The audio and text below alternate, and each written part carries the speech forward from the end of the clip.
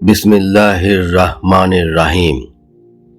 সমস্ত প্রশংসা আল্লাহ তাআলার জন্য, যিনি আমাদের জীবনে আবারও একটি পবিত্র রমজান মাস দান করেছেন। দরুদ ও সালাম বর্ষিত হোক আমাদের প্রিয় নবী হযরত মুহাম্মদ সাল্লাল্লাহু আলাইহি ওয়াসাল্লাম এর উপর। প্রিয় ভাই ও বোনেরা, রমজান শুধু রোজা রাখার মাস নয়, রমজান হলো নিজেকে বদলে ফেলার মাস। রমজান হলো গুনাহ মাফ করিয়ে নেওয়ার মাস। আর এই ক্ষমা পাওয়ার সবচেয়ে শক্তিশালী অস্ত্র হলো ইস্তেগফার। আজ আমরা জানব রমজানে ইস্তেগফারের গুরুত্ব কি, কেন এই মাসে ইস্তেগফার এত বেশি কার্যকর, এবং কিভাবে ইস্তেগফার আমাদের দুনিয়া ও আখিরাত বদলে দেয়।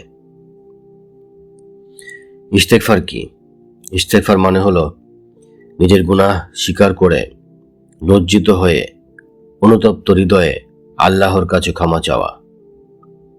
সবচেয়ে ছোট ও সহজ ইস্তেগফার হলো আস্তাগফিরুল্লাহ, অর্থ হে আল্লাহ, আমি আপনার কাছে ক্ষমা চাই। আমরা প্রতিদিন কত গুনাহ করি, জেনে না জেনে। চোখের গুনাহ, কানের গুনাহ, জিহ্বার গুনাহ, মন ও অন্তরের গুনাহ।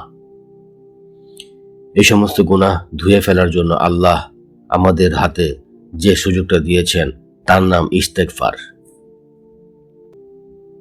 কেন রমজান ইস্তেগফারের সেরা সময়? প্রিয় মুসলিম ভাই ও বোনেরা, রমজান এমন একটি মাস যেখানে শয়তানকে বন্দী করা হয়, জাহান্নামের দরজা বন্ধ থাকে, জান্নাতের দরজা খুলে দেওয়া হয়, রহমতের বৃষ্টি ঝরে, গুনাহ মাফের ঘোষণা দেওয়া হয়। রাসূল সাল্লাল্লাহু আলাইহি ওয়াসাল্লাম বলেছেন, রমজানের প্রথম অংশ রহমত, মধ্য অংশ মাগফিরাত, শেষ অংশ নাজাত বা জাহান্নাম থেকে মুক্তি। অর্থাৎ রমজানই হলো ক্ষমা চাওয়ার সুবর্ণ সুযোগ। তাহলে ভাবুন, এই মাসে যদি আমরা ইস্তেগফার না করি তাহলে আর কখন করব? কুরআনে ইস্তেগফারের ফজিলত। সূরা নূহ এর 10 থেকে 12 নম্বর আয়াতে আল্লাহ বলেছেন, তোমরা তোমাদের রবের কাছে ক্ষমা প্রার্থনা করো, নিশ্চয়ই তিনি অতিশয় ক্ষমাশীল। তিনি তোমাদের উপর প্রচুর বৃষ্টি বর্ষণ করবেন, ধন সম্পদ ও সন্তান দ্বারা সাহায্য করবেন, তোমাদের জন্য বাগান সৃষ্টি করবেন এবং নদী প্রবাহিত করবেন। এখানে ধন সম্পদ কথাটি স্পষ্টভাবে এসেছে, অর্থাৎ ইস্তেগফার করলে আল্লাহ রিজিক বাড়ান। আবার এখানে ক্ষমার কথাটি স্পষ্টভাবে এসেছে, অর্থাৎ ইস্তেগফার করলে আল্লাহ তার বান্দাকে ক্ষমা করে দেন। হাদিসের দলিল, রাসূল সাল্লাল্লাহু আলাইহি ওয়াসাল্লাম বলেছেন, যে ব্যক্তি নিয়মিত ইস্তেগফার করে আল্লাহ তার সব দুশ্চিন্তা দূর করে দেন, সব সংকট থেকে বের হওয়ার পথ তৈরি করে দেন এবং এমন জায়গা থেকে রিজিক দেন যেখান থেকে সে কল্পনাও করেনি। সুনানে আবু দাউদ। এই হাদিসে 3টি বিষয়: দুশ্চিন্তা দূর, সংকট থেকে মুক্তির রাস্তা, অপ্রত্যাশিত রিজিক।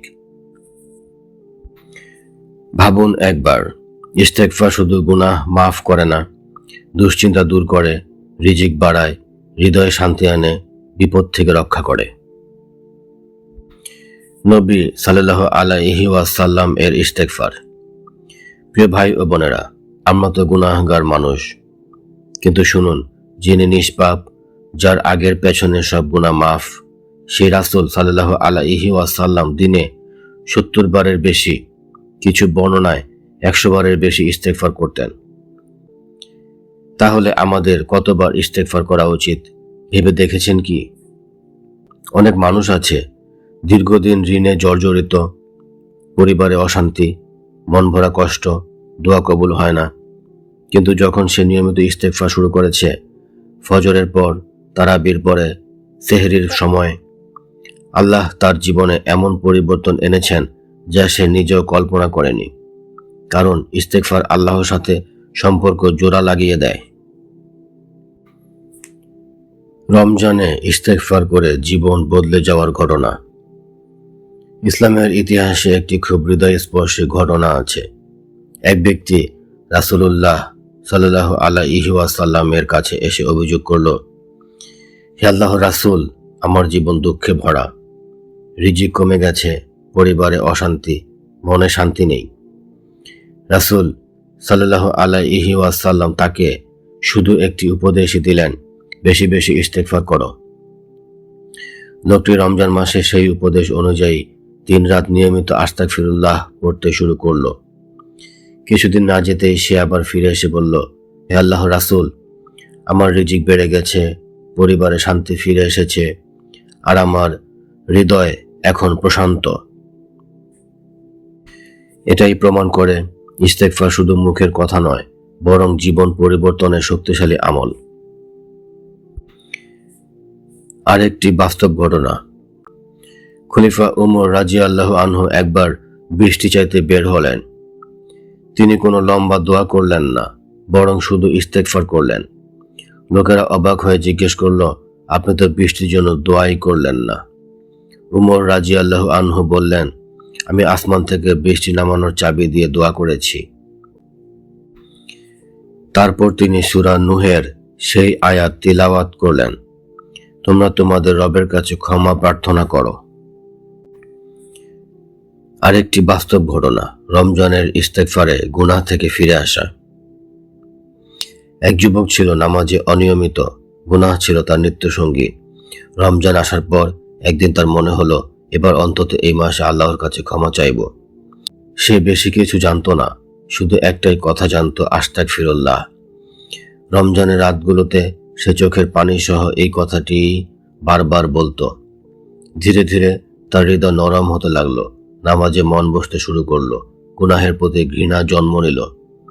রমজানের শেষে সে বলেছিল, রমজান শেষ হয়েছে, কিন্তু আমার পুরনো জীবন শেষ হয়ে গেছে। আজ সে নিয়মিত নামাজ পড়ে, হারাম ছেড়ে হালালের পথে চলে। রমজানে কখন ইস্তেগফার করবেন? রমজানে ইস্তেগফারের সেরা সময় সেহরির সময়, ফজরের পর, ইফতারের আগ মুহূর্ত, তারাবির পর, তাহাজ্জুদের সময়। আল্লাহ বলেন, শেষ রাতে যারা ইস্তেগফার করে তাদের আমি ভালোবাসি। কিভাবে ইস্তেগফার করবেন? অন্তর থেকে লজ্জা নিয়ে, গুনাহ ছাড়ার নিয়ত করে, আল্লাহর সামনে নিজেকে অসহায় মনে করে বলুন, আস্তাগফিরুল্লাহ। আস্তাগফিরুল্লাহকে রমজানে অভ্যাস বানিয়ে ফেলুন। প্রিয় ভাই ও বোনেরা, রমজান চলে যায়, কিন্তু সুযোগ আর ফিরে আসে না। হয়তো এটাই আমাদের জীবনের শেষ রমজান। চলুন আজ থেকে বেশি বেশি ইস্তেগফার করি, নিজেকে বদলাই, আল্লাহর দিকে ফিরে যাই।